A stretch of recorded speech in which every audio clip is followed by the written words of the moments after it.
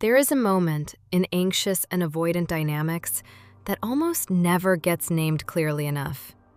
And it is not the beginning, and it is not the ending. It is the drop. It is the moment right after closeness, right after warmth, right after emotional access, right after a night that felt unusually real, right after a conversation that made you think maybe something finally shifted, right after they looked open, sounded soft, acted present, and made contact feel possible. Then, something changes. The tone changes. The pacing changes. The energy drops. The warmth that felt mutual becomes harder to reach. The replies get thinner. The certainty you felt starts leaking out of the room. And what makes this moment so destabilizing is not just that it hurts. It is that both people are usually having a completely different, private conversation about what just happened, and neither one is saying it out loud. The anxious person is sitting inside the drop asking, "What changed? What did I miss? Was it real?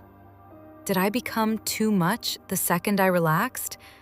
Why does closeness keep turning into confusion the minute I trust it?" And the avoidant person is often sitting inside that same drop, having a very different experience. They may be asking, "Why does this suddenly feel heavier? Why do I want space right after something good? Why does their increased openness make me feel more responsible? Why do I feel trapped by something I also wanted?" That is the unsaid conversation after the drop. And if this kind of clarity helps your nervous system settle, subscribe. PsychBond is a daily decoder for psychology, relationships, and avoidant and anxious attachment patterns, so you stop guessing. If you do not understand that conversation, you will keep misunderstanding the entire bond.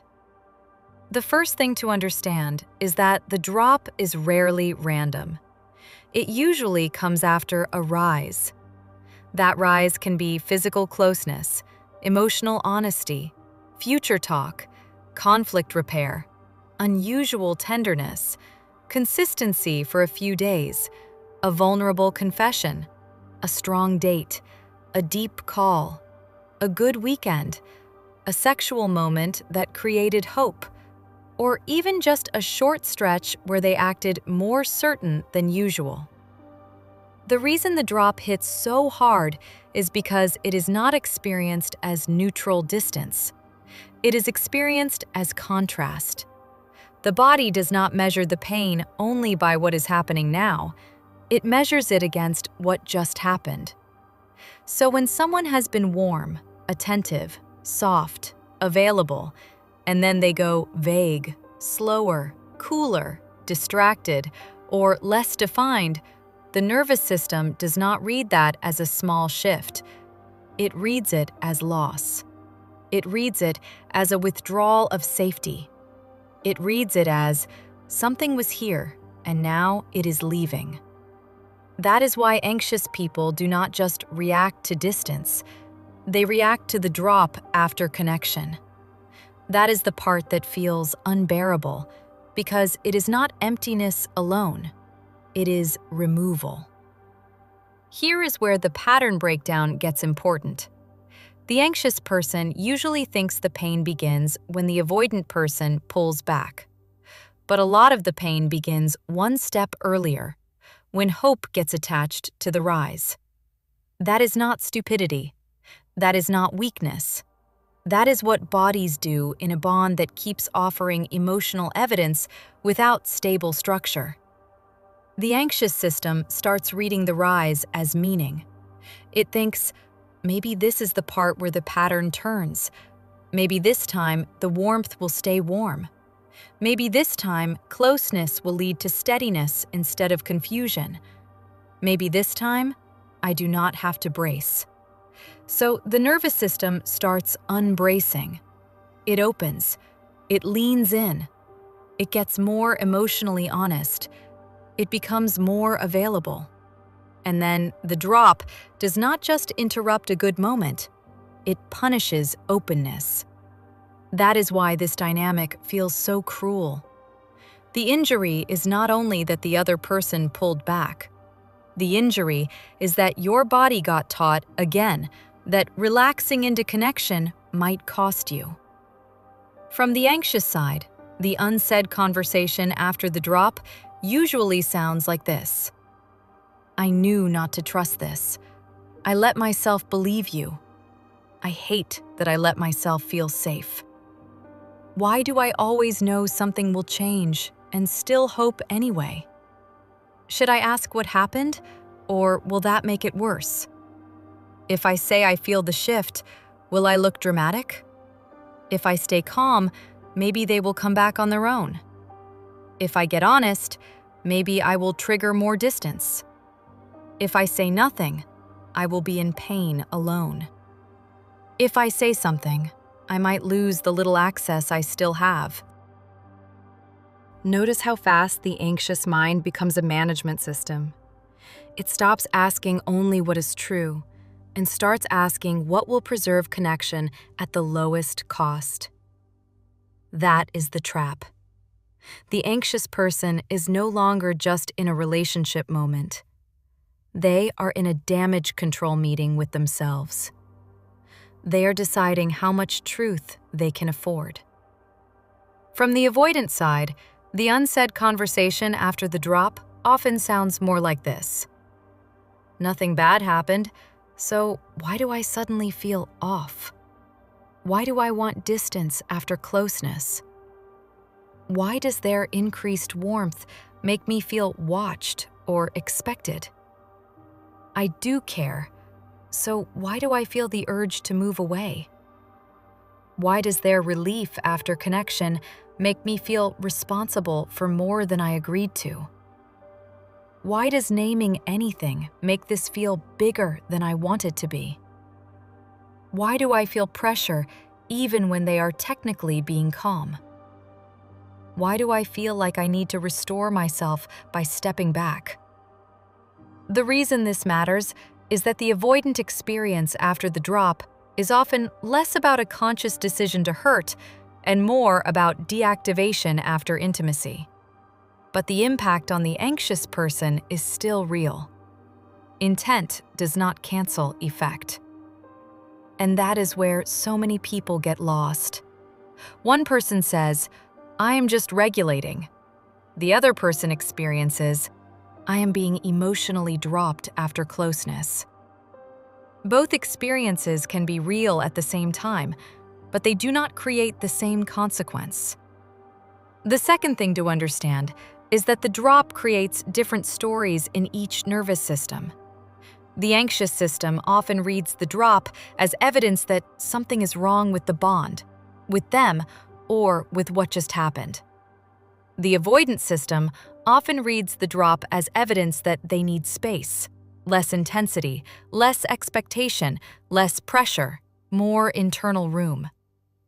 The anxious person thinks, the closeness must not have been real if it vanished this fast.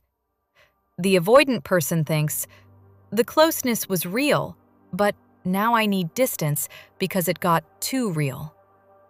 This is where people talk past each other for months. The anxious person is trying to secure reality through more clarity. The avoidant person is trying to regain internal balance through less contact. The more the anxious person seeks a conversation to steady the bond, the more the avoidant person can feel the emotional volume rising. The more the avoidant person pulls back to calm themselves, the more the anxious person experiences it as proof that closeness is unsafe. This is not just a conflict. It is a closed loop. And here is the part people do not say enough. The anxious person is usually not reacting only to the current distance. They are reacting to the pattern memory of every previous drop. That means this week's cooler tone is not arriving alone. It is landing on top of all the other times warmth became vagueness. All the other times clarity dissolved after tenderness. All the other times they thought, maybe now, and then watched it thin out again. So when the anxious person gets activated, the avoidant person may think, this reaction is too large for what is happening. But the anxious nervous system is not reacting to a single text delay in a vacuum. It is reacting to accumulated evidence. It is reacting to a pattern that has taught the body to scan hard the second warmth changes shape. That does not mean every anxious reaction is perfectly regulated or perfectly expressed. It means the pain usually has more structure behind it than the avoidant person wants to admit. At the same time, the avoidant person is often not reacting only to the current conversation either. They are reacting to what closeness has historically meant inside their system. Closeness can mean responsibility, loss of control, emotional demand, engulfment, disappointment, exposure, or the feeling that once something gets named, it becomes heavier than they can hold comfortably. So when the anxious person comes toward the drop with more questions, more feeling, more urgency, or even just more need for reassurance, the avoidance system may not register that as a simple request for clarity. It may register it as rising pressure. Again, that does not make the anxious person wrong for wanting reality. It means both people are standing in the same moment with completely different threat maps. This is why the unsaid conversation after the drop is so dangerous. The anxious person often says less than they feel because they know direct truth may trigger more distance. The avoidant person often says less than they know because naming it would make the emotional reality harder to control. So both people become partial. The anxious person says, "Are we okay?" when what they mean is, "I felt you leave the second I trusted this, and I need to know whether I am in something real or living inside your temporary availability." The avoidant person says, "I am just tired," or "work is a lot," or "I need a little space," when what they may mean is, "I felt closeness turn into expectation inside my body, and I do not know how to stay open without feeling crowded by what this now means." The conversation stays on the surface, while the bond gets shaped by what remains unspoken. The third part of the pattern is that the drop trains both people into roles. The anxious person becomes the one who tracks, notices, interprets, softens, waits, raises the issue, then questions whether raising the issue was too much. The avoidant person becomes the one whose shifts set the emotional weather, whose withdrawal creates the problem, but whose discomfort often becomes the center of how the problem gets managed. That asymmetry matters, because once one person is doing most of the emotional labor of naming, soothing, tolerating ambiguity, and recovering from each drop, the bond stops being merely painful and starts being structurally unfair. One person carries more of the consequence.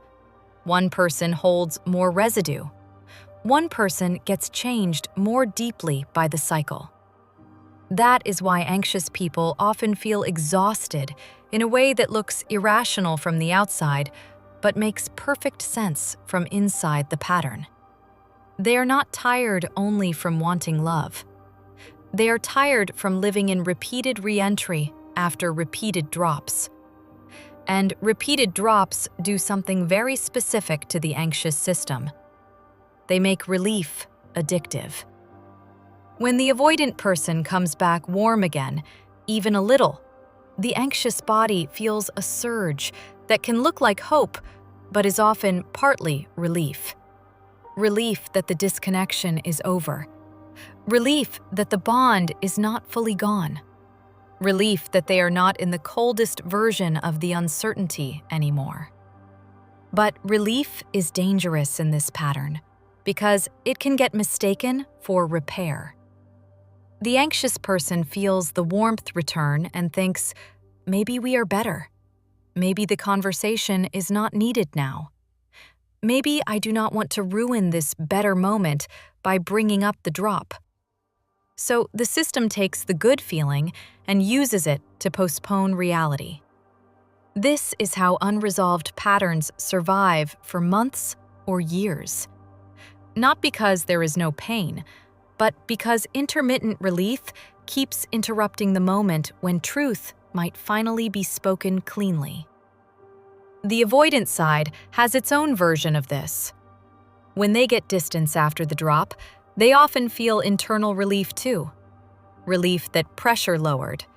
Relief that they do not have to define more than they want to define. Relief that the emotional field is calmer. Relief that closeness did not keep escalating. Then, when they reapproach, they can genuinely feel warmer again because they are no longer in the same level of internal alarm. This is why the avoidant person can look confusing or inconsistent to the anxious person. They may not be faking the closeness. They may truly feel more affectionate once they have recreated enough internal space. But because they do not always understand how destabilizing the drop was on the other side, they return as if the reset happened naturally, while the anxious person is still carrying the bruise from the withdrawal. One person feels reset. The other feels marked. That difference alone explains so much of the heartbreak. There is also a very specific kind of confusion that happens after the drop, and it keeps a lot of anxious people trapped longer than they realize. It is false repair. False repair is when the temperature changes before the structure changes, and your body gets tricked into feeling hope before anything actually became safer. A softer tone, a warm message, a pet name, a check-in, a goodnight text, a sweet memory, a sexual pull, a little tenderness after distance. None of that is meaningless. But none of it is the same thing as repair. Repair means the pattern is being understood, named, and changed. False repair means the pain gets briefly soothed while the structure that created the pain stays exactly where it was. This matters because anxious attachment is especially vulnerable to tone. If the tone becomes soft again, the body can feel immediate relief and mistake that relief for evidence that the bond is healing. But warmth without accountability is not the same as safety. Softness without clarity is not the same as progress. Contact without changed behavior is not the same as stability. And this is exactly why the period after the drop becomes such a mind game. The anxious person can feel crazy for still hurting after warmth returns, because now there is something kind in front of them again. They think, maybe I am being unfair. Maybe I should let it go. Maybe I am too focused on the bad part. But the nervous system is often not confused at all. It is simply noticing that the emotional texture improved while the structural problem remained. That is why you can feel both soothed and unsettled at the same time. That is why one sweet conversation can calm you for an hour and still leave you spiraling later that night. Your body is trying to tell you that nice is not always safe, and reconnection is not always repair. The avoidant person can get pulled into false repair too. They may come back warmer, feel genuine affection, and believe that because they are sincere in that moment, the earlier drop no longer needs to be addressed. But sincerity in the return does not erase the destabilization in the withdrawal. Good intentions in the reconnection do not automatically create trust. Trust is created when the pattern becomes less punishing to live inside, not when the return becomes emotionally pleasant enough to distract from what happened. That is why so many of these bonds feel intense but not secure. They are rich in emotional moments and poor in cumulative safety. Now let us get to the conversation itself, the one that stays unsaid after the drop. The anxious person wants to ask, "When you feel me trust you more, why do you go smaller? When the moment gets real, why does your warmth get harder to hold? Why do I always feel the drop right after the part that made me hopeful? Why does your distance become my job to survive quietly? Why am I the one left managing the emotional consequence of what changed? Why do I leave these moments feeling like I have to protect the bond from the truth of what the bond keeps doing to me?" Those are not dramatic questions. Those are structural questions.